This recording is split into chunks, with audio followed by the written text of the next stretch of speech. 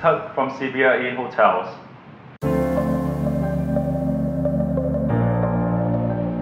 It is universally agreed that hospitality, together with retail, are among the sectors that were hit the most by COVID-19. This pandemic has struck a big blow to the hospitality industry, posing unprecedented challenges to owners and operators worldwide.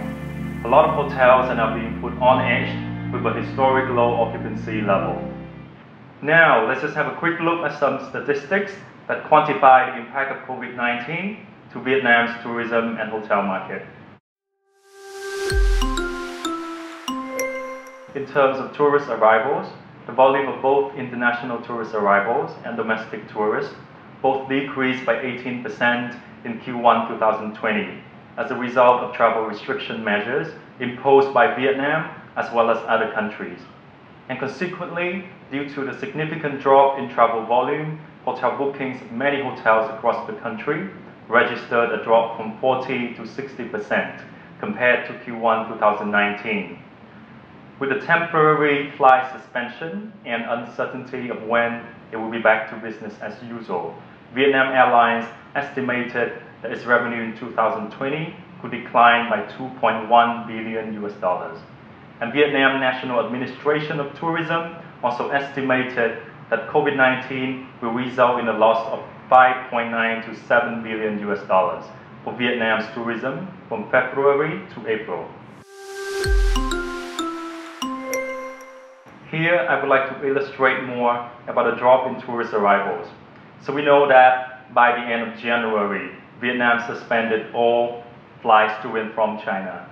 And in early March, with the outbreak happening in Korea, we suspended all flights to and from Korea. And by the end of March, we suspended basically all international flights.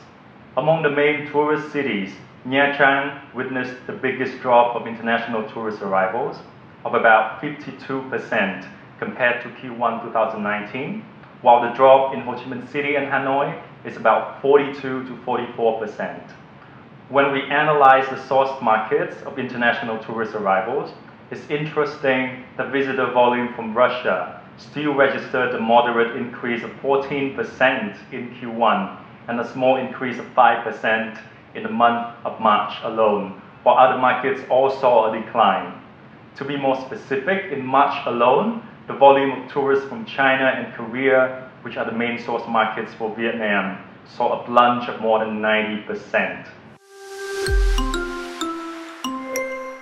While occupancy level in March has decreased considerably by about 70% compared to the same period last year, we notice that room rate has not actually changed with such a big magnitude.